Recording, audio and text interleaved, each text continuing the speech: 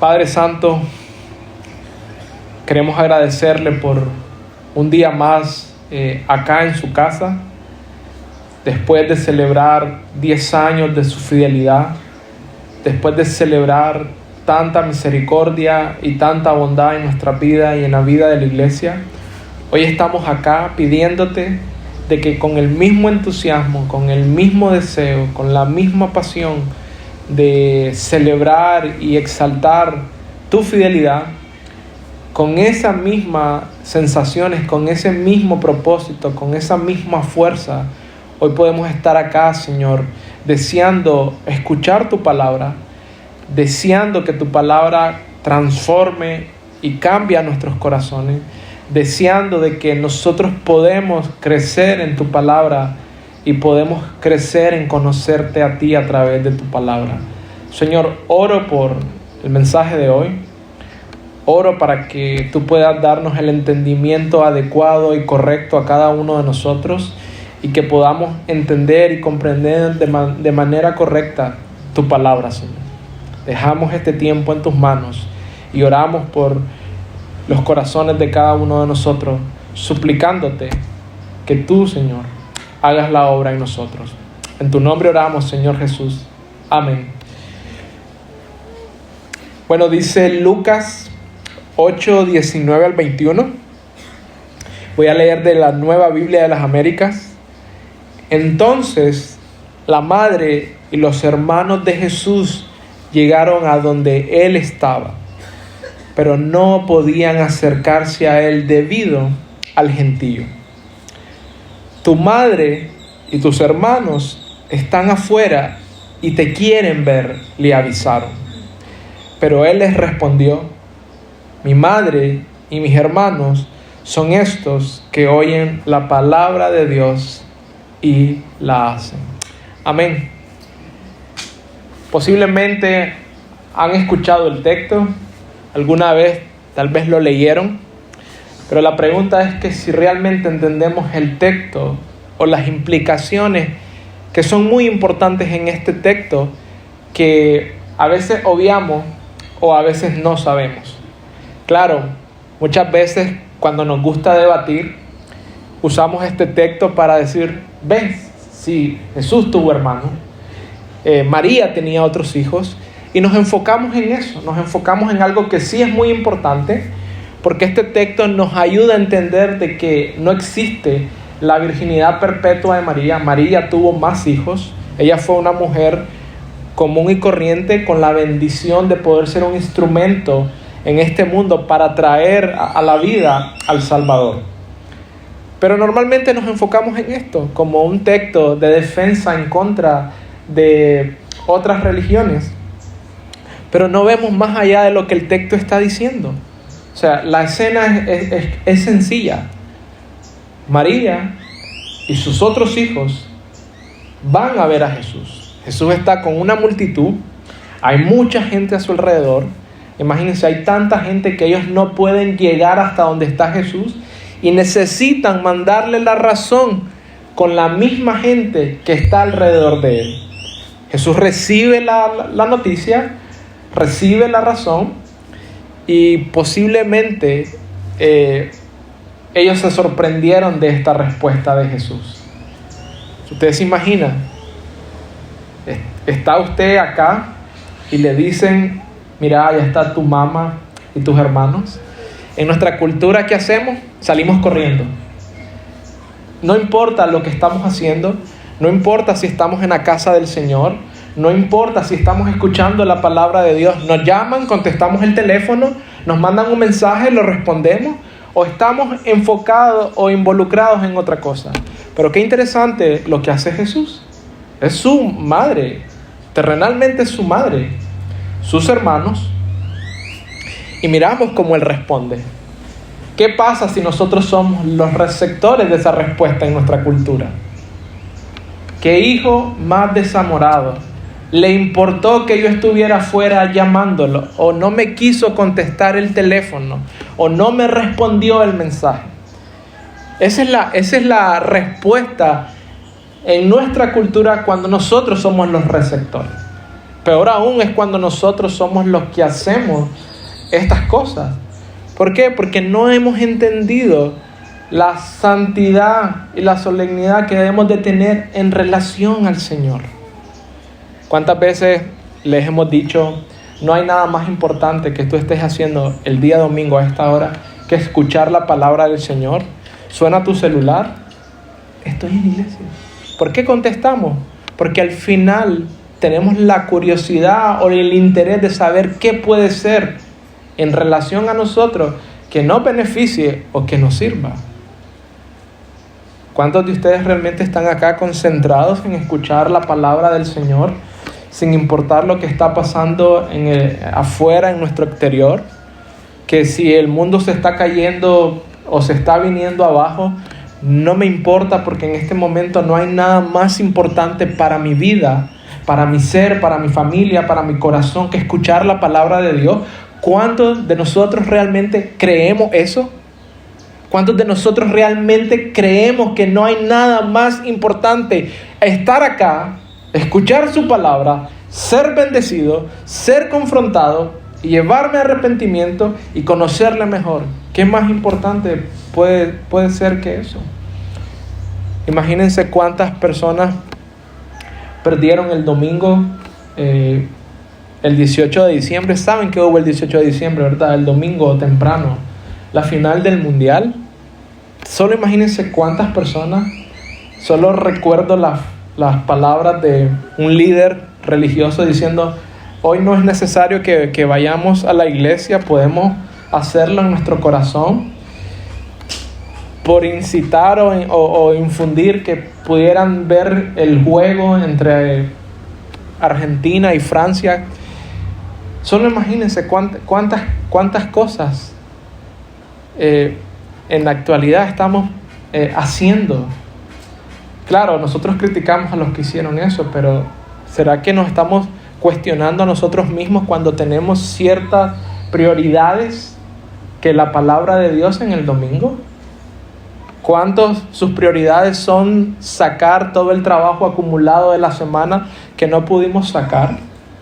Y por eso no asisto a la iglesia. En el peor de los casos no asistimos al estudio bíblico y muchas otras cosas más que deberíamos de cuestionar en nuestro corazón. ¿Por qué? Porque somos creyentes, somos hijos de Dios. Como escuchamos hoy en la mañana en el estudio bíblico, si Dios lo dice en su palabra, simplemente significa que es una orden, no es una opinión de Dios. Dios no te está preguntando tu opinión, no te está preguntando si tú te parece o no te parece. Dios simplemente habla y Él ordena. Pero ¿qué pasa con nosotros? Como lo miramos temprano, nosotros respondemos o obedecemos según nos beneficia o nos parece. Esa es la obediencia, el concepto de obediencia que nosotros tenemos. Pero miramos acá que Jesús nos va a enseñar algo muy diferente con respecto a esto. ¿Será que Jesús es descortés, irrespetuoso con su mamá? Porque podríamos pensar eso, la dejó plantada, es su madre, la madre que lo trajo a este mundo. Pero lo que debe resaltar en nosotros es ver el enfoque que tiene Jesús en relación a esto. ¿Qué está haciendo Jesús? Jesús no está jugando. Jesús no está teniendo una plática superficial o no está tocando temas irrelevantes. Jesús está hablando, enseñando la palabra de su Padre. Y por eso Él viene y responde: mi madre y mis hermanos son estos que oyen la palabra de Dios y la hacen. Entonces tenemos que tomar en contexto que Jesús no está haciendo lo que tal vez nosotros podríamos estar haciendo. Jesús está haciendo la obra que su Padre le envió a hacer, y es dar a conocer las buenas nuevas. Entonces miramos de que Jesús nos quiere decir algo. Aún el vínculo, aún la relación, la paternidad y la maternidad no está por encima de la gran comisión, del gran mensaje, de las buenas nuevas del Evangelio. ¿Cuántas veces nosotros hemos puesto No, óiganme, no quiero que lo malinterpreten. Sean lentos para responder y muy pacientes y sabios para escuchar. ¿Cuántas veces hemos puesto nuestra familia extendida por encima del Señor? No estoy hablando de tu familia, no estoy hablando de que si tu hijo está enfermo y tiene algún padecimiento, tú lo vas a dejar que tenga ese padecimiento. Ustedes ven acá que no está mi esposa, no están mis otros 2 hijos. No estoy hablando de eso. No estoy hablando de cosas que son realmente inevitables y que son, evidentes. Estoy hablando de aquellas cosas culturales, emocionales y tradicionales que tanto nos afectan y que tanto luchamos. Que vino mi hija de Managua, que vino mi hijo de Costa Rica, que está mi papá que no me mira hace 10 años, que no está mi mamá, que está mi mamá que tengo como 5 días de no verla. Estoy hablando de ese tipo de cosas, que son las cosas que Jesús está diciéndole, no importa si está mi mamá y mi papá allá afuera, hay algo aún más valioso y más importante que mi mamá y mi papá estén allá afuera. No lo estoy diciendo yo, lo está diciendo Jesús. No son mis palabras, por si usted tiene algún problema conmigo de decir es lo que yo creo. Jesús está diciendo, no, hay algo más importante, que mi madre y mis hermanos estén allá afuera buscándome. ¿Será que ese es nuestro pensamiento cuando nos pasan esas situaciones o esas circunstancias? ¿Será que ahí en base a eso está nuestra madurez y nuestra adoración? Vino mi primo lejano, como es tan lejano que casi ni nada somos, pero es mi primo. Y qué desplante no atenderlo, qué desplante no pasar con él. Imagínense el pensamiento humanista y malo de nosotros de decir qué desplante. Y tu adoración al Señor, y tu devoción y tu fidelidad a Él, eso no está mal, eso no es algo incorrecto. Pesa más que un familiar tenga alguna opinión negativa de ti porque simplemente tú no lo quisiste atender en el día en que tú le rindes, le sirves y le honras al Señor. ¿Pesa más eso?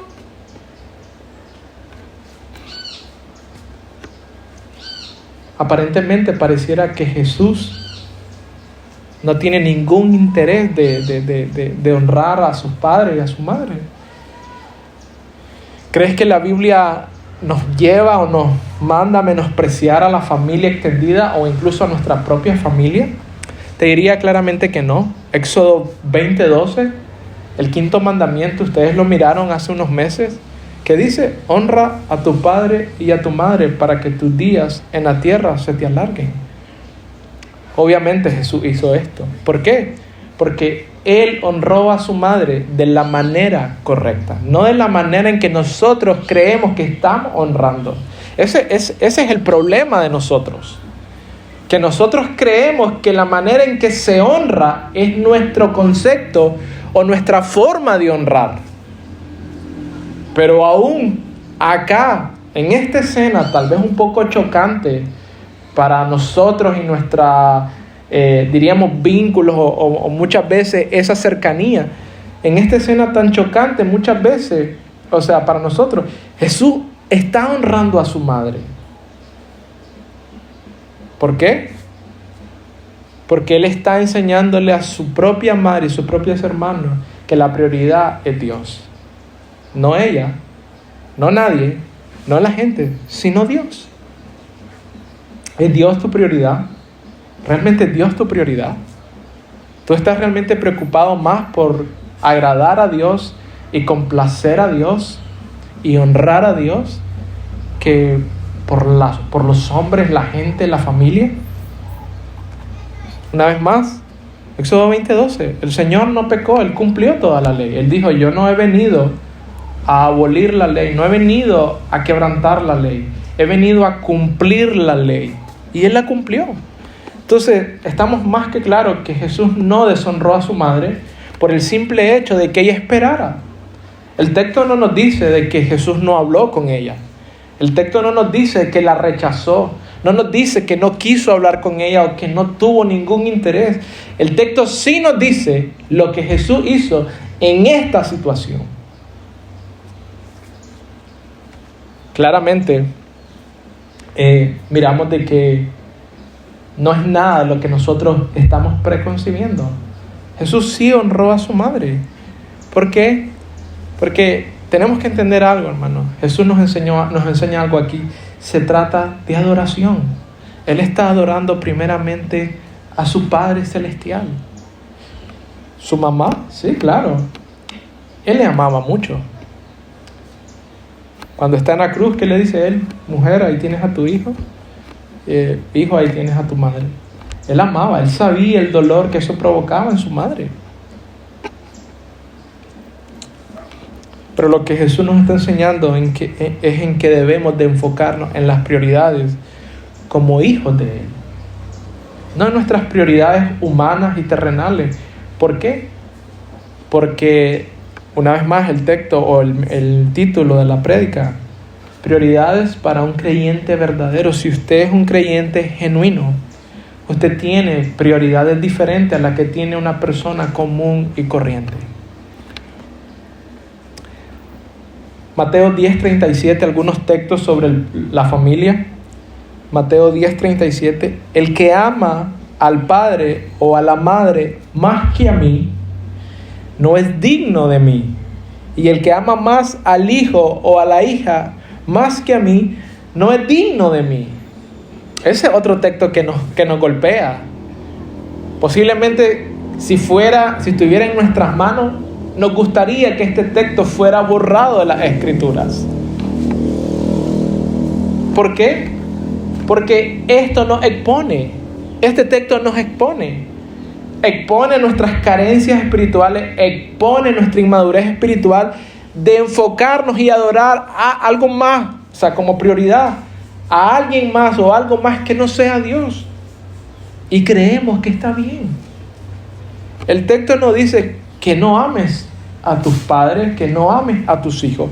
El texto dice, quien ama más a su padre o a su madre o a sus hijos, no es digno de mí. Él no está diciendo, no amen a sus hijos, no ames a tu familia, no ames a tu esposa.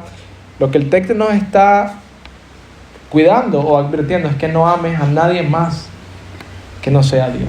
Que tu amor está por encima de todo hacia Dios. Pero ¿qué pasa con nosotros? Volvemos que objetos de adoración, la mamá, el papá, y no me digan que no. O sea, solo piensen en cuánta influencia acá en este contexto, acá en Balwe, las mamás tienen influencia hasta el punto de que si el hijo no hace lo que la mamá le dice, es una deshonra, es una traición. O sea, si el hijo no hace lo que la mamá le está pidiendo, el hijo es un traidor. El hijo le ha deshonrado a la mamá porque no cumple lo que la mamá le está pidiendo. Esa es nuestra cultura. Y viene el hijo. Sí, mamá, está bien.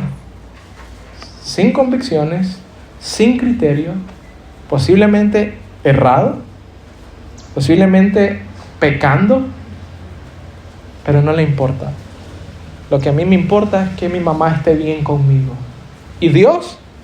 ¿Cómo está contigo? ¿No te importa? ¿No te preguntas? ¿No cuestionas cómo Dios está contigo? No, lo que importa es que mi mamá esté bien conmigo. Lo que importa es que mi mamá no me rechace. Lo que importa es que mi mamá no me mire mal. Y esa es la lucha diaria en nuestra cultura. No queremos, según nosotros, incomodar a nuestros padres porque no quiero estar en conflicto con ellos. Pero otro texto adicional. Jesús mismo lo dijo, los primeros que van a estar en conflicto con vos son tus propios padres y tu propia familia. ¿Qué dijo Jesús también? No he venido a traer paz, sino que espada. ¿En qué? En que la madre en contra del hijo, la hija en contra del padre. Entonces eso es lo que la Escritura dice. Esa es la realidad en la que tenemos que estar. Lucas 14:26 es un poco más duro Lucas. Lucas creo que no fue tan sensible como Mateo. Pero Lucas dice lo siguiente: si alguien viene a mí y no aborrece a su madre y a su padre. Recuerden, yo expliqué este texto hace mucho tiempo. Lo que el texto está diciendo es que si alguien ama más a su padre o a su madre que a mí, no es digno de mí. Esa es la traducción correcta. No está diciendo que tú debes de odiar a tu padre o aborrecer a tu madre. No está diciendo eso. Eso no hace juego con la Escritura. No hace juego con Éxodo 20:12. Pero en el contexto de Lucas, esta palabra que Lucas usa se refiere a amar más. O sea, si alguien ama más que a mí, a su padre y a su madre, e hijos, o a sus hermanos, a su hermana, aún hasta su propia vida, no puede ser mi discípulo. Eso es lo que la Escritura está diciendo. Quiero aclarar algo. La familia juega un papel importante y tiene un lugar especial en el corazón de Dios. Yo no estoy diciendo que la familia no es importante, sino tenemos que ver lo que realmente Jesús está poniendo en prioridad. Por eso, las prioridades de un creyente verdadero, un creyente verdadero, su primera prioridad va a ser el reino de Dios. El reino de Dios, no su propio reino, no su propia vida, no sus propios logros, sus propias metas, sus propios éxitos. Va a ser el reino de Dios. Yo sé que usted está esperando el texto, pero lo conoce. Mateo 6:33. Se lo sabe de memoria. Lo conoce, lo repite, lo ha memorizado. Y Mateo 6:33, ¿qué dice? Pero busquen, y pongan atención al texto. Vamos a estudiar un poquito rápido. Pero busquen primero, dice solamente, por si tú estás en ese estado autocompasivo de que usted no sabe mis necesidades, usted no conoce mis circunstancias. Jesús no está diciendo solamente. Las palabras de Jesús dice primero. Significa que después vienen ciertas cosas. Él dice, primero, busquen su reino y su justicia, y todas las cosas les serán añadidas. El problema no es el texto. El problema es tu incredulidad y mi incredulidad, que no creemos eso. Yo no creo que eso sea verdad. ¿Cuántos de ustedes creen que eso sea verdad? No me digan yo, porque hemos demostrado más veces que no creemos que las que creemos. ¿Por qué? Es que tengo que hacer esto porque si no esto, y tengo que hacer aquello porque si no esto otro. Pero si usted está siendo fiel y diligente a buscar el reino de Dios primero, Dios ha dicho que Él va a traer las añadiduras. ¿Pero qué hacemos nosotros? Yo quiero primero las añadiduras, quiero primero tener el premio, quiero tener la recompensa primero. Y una vez que tengo el premio y la recompensa y ya me siento bastante confiado y tranquilo, ahora sí, Dios, a ver, pues decime qué hago. Decime qué vamos a hacer, aquí estoy. Y para nosotros, esa es la forma en que la Escritura funciona. Pero realmente no es la forma en la que la Escritura funciona. Es totalmente lo contrario. Es que yo creo en fe la palabra de Dios, y cuando yo creo en fe, Dios obra. Amén, ¿sí o no? Amén. Pero nosotros creemos que primero yo tengo que ver obrar a Dios para yo confiar en Dios. Entonces Dios dice, no, tú tienes que confiar simplemente en mí porque yo soy Dios, yo soy la verdad, yo no miento, yo cumplo mi palabra. ¿Saben quién hizo eso? Gedeón. ¿O no se acuerdan? Si tú estás conmigo, por favor déjame la bellota, el rocío en la mañana para que yo compruebe que tú estás conmigo. A la mañana, ahí estaba. Señor, pero de verdad, o sea, si vos estás conmigo, otra vez enséñame, por favor. Y al siguiente, ahí estaba. Y como no le bastó 2 veces, pero confirmame otra vez que si vos estás conmigo, que el rocío esté ahí otra vez. Y ahí estaba la 3.ª vez. ¿Cuántos Gedeones hay aquí? Que Dios está obrando en tu vida y tú aún sigues dudando de que Dios está obrando. El problema es que Dios no obra, el problema es que yo no creo que Dios está obrando. Porque Dios obra a su manera, no a mi manera. Entonces, cuando Dios no obra a mi manera, yo digo, Dios no ha obrado. Ese es nuestro concepto, que Dios no obra porque no hizo lo que yo quería que hiciera. Entonces imagínense, Gedeón diciendo, si vos me confirmás, yo creo. 3 veces le confirmó. Pero una vez más, el texto nos dice, primeramente, no nos dice que no busquemos las demás cosas. No nos dice que no trabajemos. No nos dice que no seamos diligentes, responsables. No nos dice que seamos amorosos y que fomentemos la fraternidad los unos con los otros, o que tengamos cierto aprecio con nuestra familia extendida o con incluso nuestra propia familia. No nos dice eso el texto. Lo que sí nos dice es busquen primeramente su reino. Eso es lo que nos dicen. Y miren qué interesante. Versículo 31, ahí mismo en Mateo capítulo 6. ¿Cómo nos conoce Dios tanto? Que miren lo que dice versículo 31. Por lo tanto, no se preocupen. No se preocupen. Pero esas palabras no tienen sentido cuando Mateo 6:33 no lo creo. Si yo no creo eso, yo voy a preocuparme. Yo voy a preocuparme. Yo voy a angustiarme. Yo voy a desesperarme. ¿Por qué? Porque no creo en Mateo 6:33.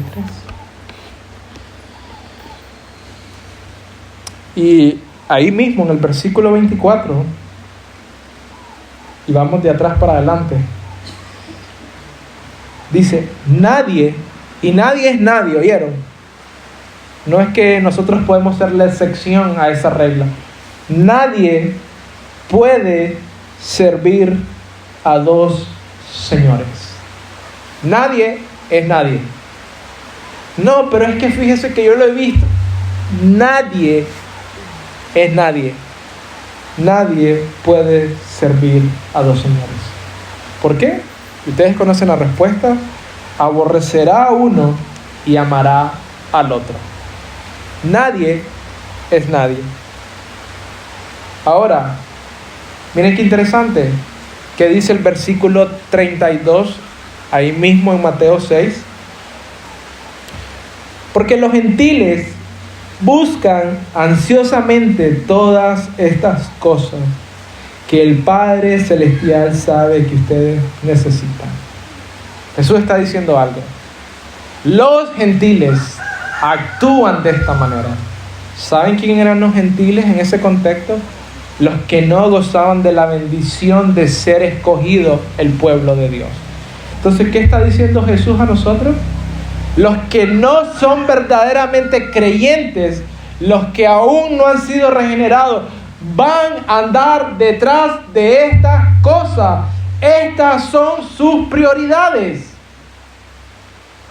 Entonces tú puedes hacer un examen hoy y preguntarte cuáles son mis prioridades. Y mis prioridades van a identificar quién soy yo. Tus prioridades van a identificar quién eres tú. Detrás de quién andas. Una vez más, versículo 32. Los gentiles andan detrás de estas cosas. ¿De qué cosas? El contexto. 31. ¿Qué comeremos? ¿Qué beberemos? ¿Con qué nos vestiremos? ¿Qué haremos? De esas cosas está hablando. Entonces, una vez más, hermano, no puedes vivir 2 reinos. O vives para el reino de Dios, o vives para tu propio reino. Un arrepentimiento genuino y verdadero nos llevará a buscar el reino de Dios primeramente. si tú te estás arrepintiendo genuinamente, te va a llevar a buscar el reino de Dios y su justicia. Y quiero aclarar algo. El problema es que hay una idea preconcebida de que buscar el reino no es para los hijos de Dios. Es para los que son líderes, es para los que tienen algún llamado especial, es para los que realmente son bastante entregados. Jesús está predicando ¿qué acá? El sermón del monte. Está en la colina predicándole a la multitud, diciéndole: busquen el reino de Dios y su justicia. No está con un grupo aislado y cerrado de sus discípulos o de sus apóstoles diciéndole esto. Él está predicándole a la multitud. Pero ¿qué pasa? Nosotros decimos, no, esto no puede ser para el cristiano común y corriente. No puede ser para el cristiano tradicional. Correcto, ahí está el problema. Que ustedes quieren ser cristianos tradicionales. El domingo, a las 9 en la escuela dominical, a las 10 en la iglesia, y el resto de la semana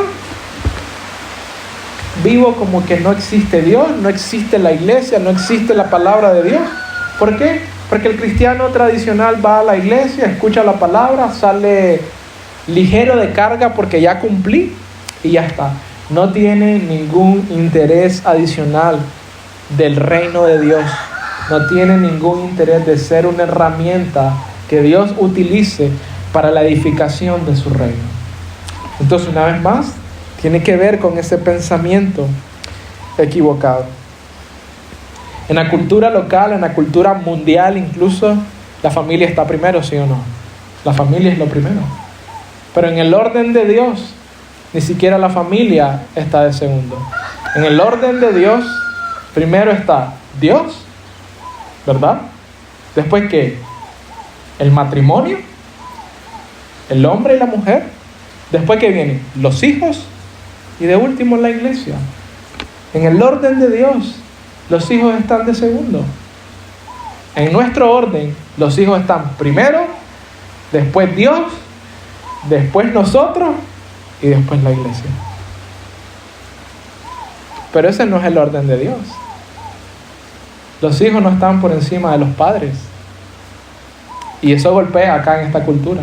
Golpea escuchar eso. La gente le golpea escuchar que los hijos no son más importantes que el papá y la mamá. Pero en el orden de Dios, el matrimonio es vital para el diseño de Dios. Por eso les dije, no nos va a sentir tan bien. Si ustedes me preguntan, ¿quién tiene prioridad en mi casa? Mi esposa o mis hijos. Mi esposa. Yo soy una sola carne con ella, no con mis hijos. Yo soy una sola carne con ella, no con mis hijos. Cuando mi hija se case, que espero que sea dentro de muchos años, yo voy a pasar a ser secundario. Y no crean, eso duele, estar relegado. Ahora va a tener un hombre primordial y primero en su vida, y no va a ser su papá. Pero yo entiendo eso, que ella va a ser una sola carne con su marido, y que yo paso a estar en segundo plano. Pero esa es la verdad. Yo sé que ya no voy a ser lo más importante en la vida de mi hija después de Dios. Va a ser su marido. Me guste o no me guste, va a ser su marido. Esa es la realidad. ¿Por qué nos cuesta tanto? ¿Por qué no entendemos lo que la Escritura nos está diciendo? Porque una vez más queremos nosotros vivir nuestro propio reino con nuestras propias reglas. Por eso la segunda prioridad de nosotros como cristianos verdaderos es el Evangelio y su propagación. ¿Recuerdan hace 2 domingos la pregunta que se les hacía en el mensaje sobre la membresía? ¿Crees que es responsabilidad tuya edificar una iglesia sana? Les decíamos, claro que sí, es una responsabilidad tuya. Por eso una prioridad en un cristiano genuino es el Evangelio y su propagación. ¿Cómo podemos decir que somos hijos de Dios y no cumplimos la gran comisión para los hijos de Dios? Por eso tenemos que entender que debemos de vivir y compartir el Evangelio. Hermanos, tenemos que tener cuidado con algo muy peligroso. Y es que cuando asistimos a una iglesia regular y bastante sana, no digo perfecta, pero bastante sana, tenemos la tendencia a quedarnos cómodos. ¿Por qué? Porque estamos escuchando cosas buenas. Pero la pregunta es, ¿qué estás haciendo con esas cosas buenas que estás escuchando? ¿Las estás compartiendo? ¿Estás hablando con otros sobre el Evangelio? Esa es una prioridad indispensable en la vida de un creyente. Jesús nos lo está enseñando. Él está hablando del Evangelio. Es su responsabilidad. Es su mayor misión para Jesús. Claro, usted diría, no somos Jesús nosotros. Sí, pero somos sus hijos. Y nuestra meta, según el Nuevo Testamento y el autor de Hebreo y también Pablo, ¿cuál es nuestra meta? Que nosotros cada día nos asemejamos más a Jesucristo. ¿Te has puesto a pensar que esa es tu meta acá en la tierra? ¿Esa es tu meta verdadera y genuina? No las metas que podemos decir de ser un gran misionero o un gran predicador o un gran empresario o una gran persona o una persona muy bondadosa. Esa no es nuestra meta. Nuestra meta es parecernos a Cristo cada día de nuestra vida más. Esa es la meta. ¿Has pensado en esa meta alguna vez? ¿Estás trabajando en esa meta de parecerte a Cristo cada día más? O sea, imagínense que no tenemos ninguna otra meta de parte de Dios de ser como Él. Por eso Pablo, ¿qué dice Pablo? Imítenme a mí, porque yo le imito a Cristo. Sería algo pedante, orgulloso y soberbio de Pablo escuchar esto, ¿verdad? Si no fuera nuestra meta. Pero esa es nuestra meta, imitar al Señor cada día en nuestra vida. ¿A quién estás imitando? ¿A quién te estás pareciendo cada día más? ¿Con quién estás encajando cada día más de tu vida, en tu proceso y en tu caminar con el Señor Jesús? ¿Cuántos de ustedes se sienten identificados con cada cosa absurda que sale cada día en nuestra vida? Que salió esta canción, que salió esta película, que salió este programa, que está este nuevo anuncio. Por eso, nuestra meta es parecernos a Cristo. Y es imposible parecernos a Cristo sin vivir el Evangelio. Pero no puedes compartir el Evangelio si no vives el Evangelio. Hay una gran condenación para ti por la hipocresía en tu propio corazón. Tú no le puedes decir a alguien que busque a Dios, que confíe en Dios, y tú no estás confiando en Dios. Por eso, no puedes compartir el Evangelio sin vivirlo. Creo que ahí está eso, ¿no? Sí, ahí está. No puedes compartir el Evangelio sin vivirlo. Tú no puedes compartir lo que no tienes. No lo puedes hacer. Por eso tenemos que entender que el Evangelio es vida práctica para los creyentes. Es vida práctica. No es de venir a la iglesia el domingo y sentarme y sentirme más relajado porque Dios está viendo que yo estoy yendo a la iglesia. Es vida práctica. ¿Qué vas a hacer con lo que tú has escuchado hoy? ¿Te vas a sentir bien porque escuchaste? ¿O realmente vas a interesarte en que tu corazón pueda asimilar y poder poner en práctica algunas cosas de las que tú has visto? Jesús no hizo nada que normalmente no había hecho antes. Él no está teniendo una actitud como un poco rara con su familia. Juan 4:34, cuando Jesús va camino a Jerusalén y pasa por Samaria, recuerden, Él tiene hambre. Y sus discípulos están, busquemos comida. Y no tienes hambre. Y Él responde, mi alimento es hacer la voluntad de aquel que me envió. Eso es lo que dice Juan 4:34. Entonces miramos de que Jesús no está haciendo nada fuera de lo que normalmente había hecho. No lo ha hecho. Recuerden cuando Jesús a los 12 años, eso está en Lucas capítulo 2 creo, cuando Jesús de los 12 años se queda en el templo. Y lo leo rápido. Dice que su mamá le dice, ¿por qué nos ha hecho esto? Y la respuesta de él es como, eso está en Lucas 2, versículo 47 en adelante. Todos los que oían estaban asombrados de su entendimiento y de su respuesta. Recuerden, Jesús estaba en el templo hablando con los maestros. Cuando sus padres lo vieron, quedaron maravillados. Y su madre, la mamá, le dijo, hijo, ¿por qué nos has tratado de esta manera? Escuche, es la mamá la que está diciendo, ¿por qué me has tratado de esta manera? O sea, me dejaste en zozobra. No sabemos qué ha pasado con vos. ¿Por qué nos hiciste semejante cosa? Y viene y él le dice, sigo. Mira, tu padre y yo te hemos estado buscando llenos de angustia. Entonces Jesús les dijo, ¿por qué me buscan?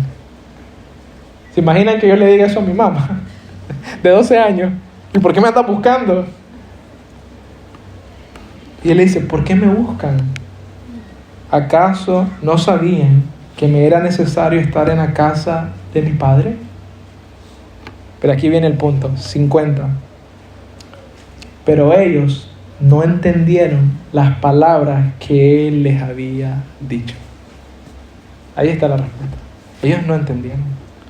Posiblemente María se sintió un poco turbada. ¿Por qué tengo esta respuesta de mi hijo? Cuando yo estoy mostrando interés y amor porque esté bien. Pero ¿qué dice Lucas? Ellos no entendieron lo que Jesús les dijo. Y nuestra familia no va a entender que nosotros prefiramos o tengamos como prioridad ir el domingo a la iglesia que quedarnos con ellos. No lo van a entender. No traten de explicarlo porque no lo van a entender. ¿Por qué? Primera de Corintios. Los que tienen el Espíritu pueden entender las cosas del Espíritu. Los que no tienen el Espíritu es locura. Por eso sos fanático, sos ridículo, sos extremista. O sea, te pasás, estás loco de remate. Porque la Escritura lo dice. No tienen el Espíritu. No pueden discernir y entender las cosas del Espíritu. Y después, ay, que mi mamá se enojó porque yo fui a la iglesia y la dejé allí. Tú pasas por eso porque simplemente quieres ignorar lo que la Escritura dice. No lo va a entender, no es tu culpa. Es culpa de ellos que no lo entienden.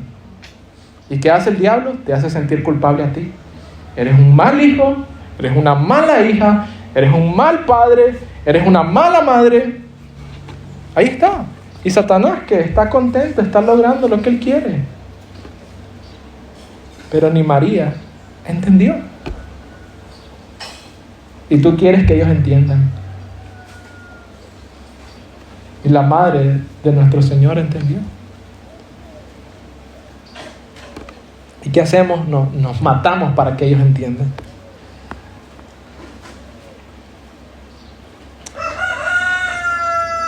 Te pregunto algo. Tenía 2 preguntas importantes, pero quiero preguntarte algo. ¿Te has preguntado por qué Dios te salvaría? O sea, ¿te has preguntado realmente por qué Dios se interesaría en un pecador como tú o como yo? ¿Por qué Dios tendría la disposición, el amor y la atención de llegar a tu vida? ¿Te has preguntado eso? ¿Por qué? Hay algo interesante en Job, capítulo 22, versículo 3. Para que ustedes entiendan algo, que Dios no logra nada con salvarte. Job 22:3. ¿Es de algún beneficio al Todopoderoso que tú seas justo? ¿O gana algo Dios si haces perfectos tus caminos? Dios no gana nada. O sea, si tú haces las cosas bien, Dios no gana nada. El que gana todo eres tú. Y tú debes de entender eso el día de hoy. Dios no gana si tú estás bien. Tú ganas cuando tú le obedeces al Señor. Dios siempre gana, Él siempre está bien, Él es Dios, Él es el Todopoderoso. Por eso, ¿realmente consideras el reino de Dios como parte de nuestra vida? ¿Consideras el reino de Dios como parte de nuestra vida o no? Eso es algo aparte, eso es para la gente que se dedica a eso. Termino con esto. Tercera prioridad para un cristiano verdadero: oír y obedecer la palabra de Dios. Eso fue las palabras finales de Jesús. Mis hermanos, mi madre y mis hermanos son los que oyen la palabra de Dios y la hacen. Se me olvidó poner una gráfica ahí, pero es sencilla la gráfica. Aquí están los que oyen y aquí están los que hacen. Y aunque parezca que está muy cercano, está tan pero tan lejos, que la única manera de que nosotros podamos ser oidores y hacedores de la palabra es a través de Cristo Jesús. Muchos oyen, pero ¿cuántos hacen realmente? ¿Cuántos de ustedes van a salir aquí siendo que hacedores, poniendo en práctica lo que han escuchado el día de hoy? Entonces la distancia pareciera tan cerca, pero es tan pero tan larga que a veces ni siquiera tenemos idea de cuán largo está. Por eso Santiago, ¿qué le dice a sus lectores? No se conformen solamente con oír, sino que practiquen, hagan la palabra. Eso está en Santiago 1, 21 y 24. No se conformen solamente con oír. Esa es la nueva era. Bueno, ya escuché un mensaje, ya. Eso hacen los cristianos. Los cristianos no hacen eso. Los cristianos viven el mensaje, practican el mensaje, creen el mensaje, no solamente oyen el mensaje. Recuerda las palabras de Jesús: muchos son los llamados, pero pocos los escogidos. Entonces, Santiago es claro: no solamente seas oidor. ¿Por qué? Dice Santiago, rápido, no voy a tocar los detalles, tenía algunos detalles de ese texto, pero por el tiempo. ¿Qué dice Santiago? Que los oidores se olvidan de qué personas son. Cuando tú solamente escuchas, tú vas a tu casa, porque no hay interés, no hay disposición de poner en práctica lo que has escuchado, y tú rápidamente olvidas la necesidad que tienes de Jesucristo. Por eso Santiago está diciendo, es como el ejemplo del espejo, dice Santiago. Tú te miras, en el momento tú te estás viendo, hay claridad, pero después de que tú te dejas ver en el espejo, se te ha olvidado. Y no me digan que no, las mujeres se acaban de ver en el espejo media hora, van en camino y ahí van todavía con esos espejitos chiquitos viendo si les quedó alguna cosa que no pudo alcanzar en media hora. ¿Por qué?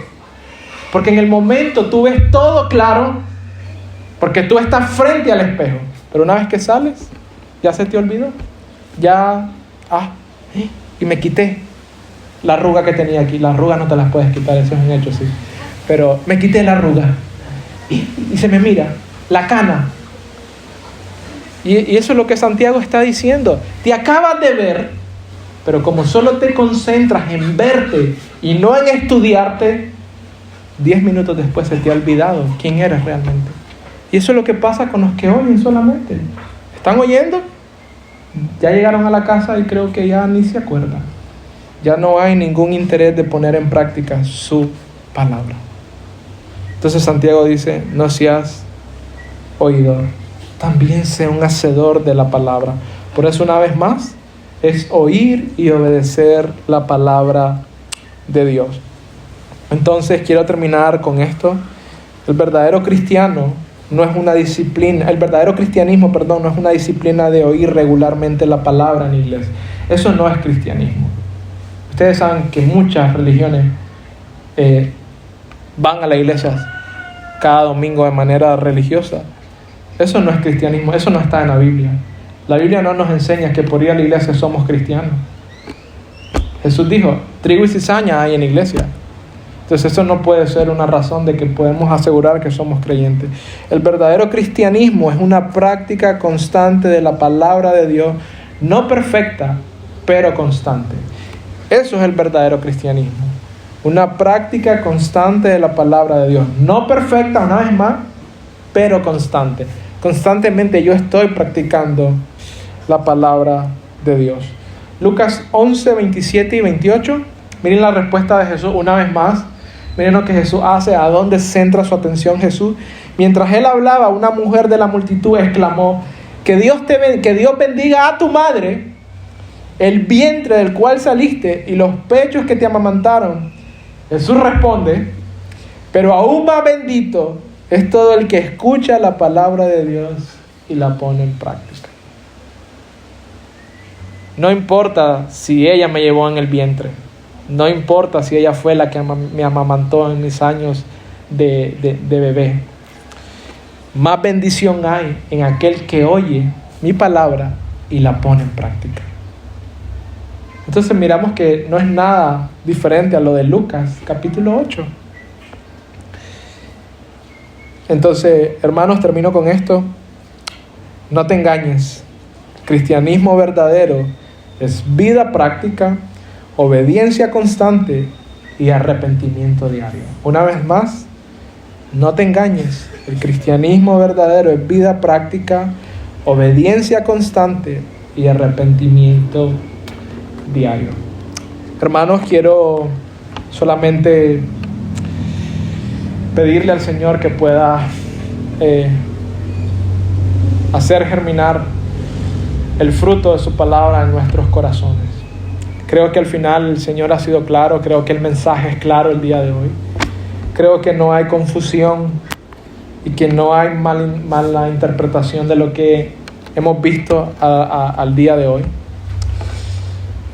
Pero creo que las prioridades de nosotros deben estar bien definidas como sus hijos. Y si no están aún, pues Dios te está llamando a que tú las definas el día de hoy. Por lo menos hoy tienes 3 muy importantes y muy vital en tu vida. ¿Por qué son 3? Porque el resto de ahí se van a derivar.